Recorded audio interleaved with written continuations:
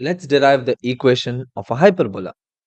Now, to derive the equation of hyperbola, see what you have the axis, correct? And you have the hyperbola, something like this.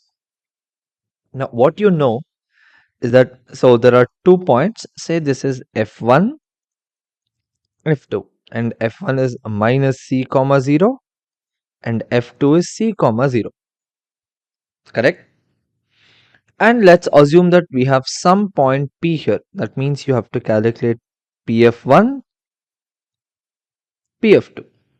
Now, PF1 and PF2, the difference of these two is always a constant, isn't it? That's how we define a hyperbola.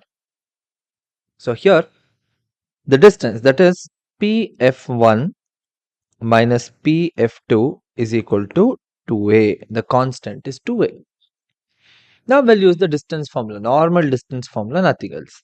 Now point P is any random point. So we can say that P is x comma y. When we do PF1, it's going to become x plus c whole square plus y square under the root minus, next it's going to become x minus c whole square plus y square under the root is equal to 2a whole square. Okay, but before you do whole square, what you do, take this to RHS, transpose it. So if you do that, you'll get x plus c whole square plus y square under the root is equal to 2a plus root of x minus c whole square plus y square.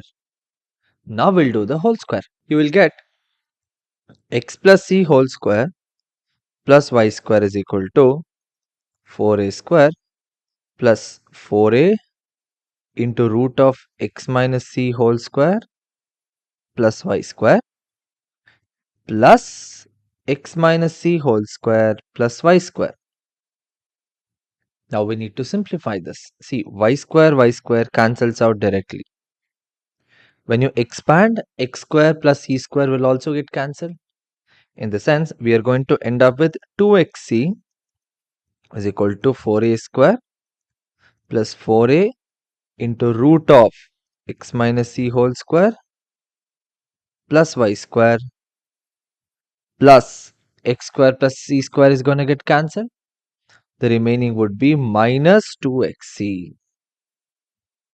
Fair enough? Now take the 2xc to the LHS. You are going to get 4xc is equal to 4a square plus 4a into root of x minus c whole square plus y square. Now see, 4 is common everywhere, isn't it? But more than that, what we do, we divide by 4a rather than taking just 4. Okay, so you divide the LHS and RHS, every term of RHS, by 4a. So LHS is going to become x into c by a, because when you do this, 4 and 4 cancels, the remaining term would be a, is equal to, what is 4a square by 4a? Just a. 4a gets cancelled. Root of x minus c whole square plus y square. Take the a to LHS. So you will have xc divided by a minus a is equal to root of x minus c whole square plus y square. Now again we'll have to square on both the sides. You know, that's how you are going to get rid of the root, correct? So now we'll square on both the sides. After squaring, see, you will get x square c square by a square plus a square minus 2xc. A and a gets cancelled is equal to, see, x square minus, see, x minus c whole square, right? Just expand it directly. X square plus c square minus 2xc plus y square. 2xc cancels. Take the x square to the LHS. take the y square to the LHS, will do all the things. Basically, take everything to LHS. Keep the RHS as just 1. That's all. Hmm? Or if you want, you can take the a square to the other side. That would be much more easier. In the sense, x square c square by a square minus x square minus y square is equal to c square minus a square. Correct. Now, take x square common here. Okay, if you take x square common, you will get c square by a square minus 1 minus y square is equal to c square minus a square is nothing but b square. In the last video, we had done this one. So here, x square into c square minus a square divided by a square minus y square is equal to b square. What is c square minus a square? That's again b square. In the sense, here you are going to get x square into b square by a square minus y square is equal to b square. We need to get 1 on the RHS. So what do? You divide by b square.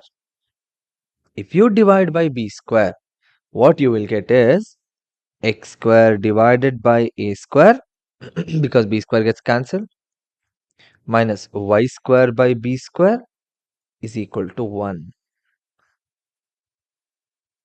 And this gives us the standard equation of a hyperbola.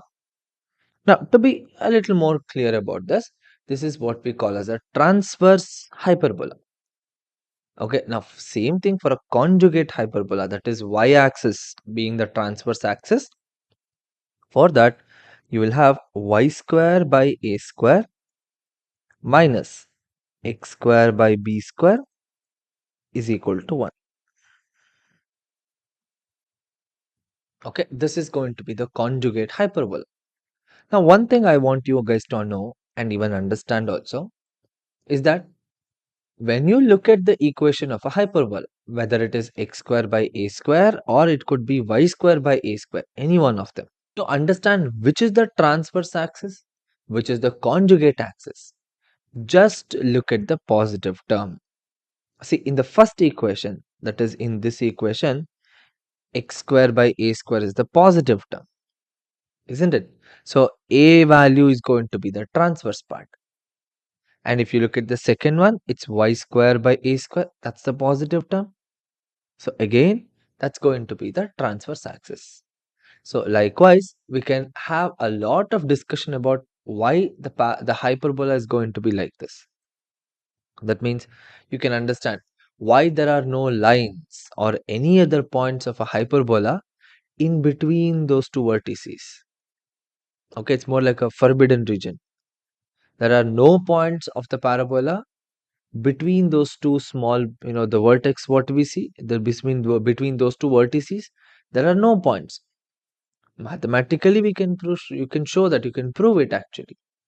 Likewise, there are certain points. Like see, hyperbola is a symmetric curve, isn't it? It is symmetric about both x-axis as well as y-axis. That means if a point x comma y is on the hyperbola, then we are going to have the reflection of the point across all the three other coordinate system. That is in the second, third and the fourth quadrant, I would say.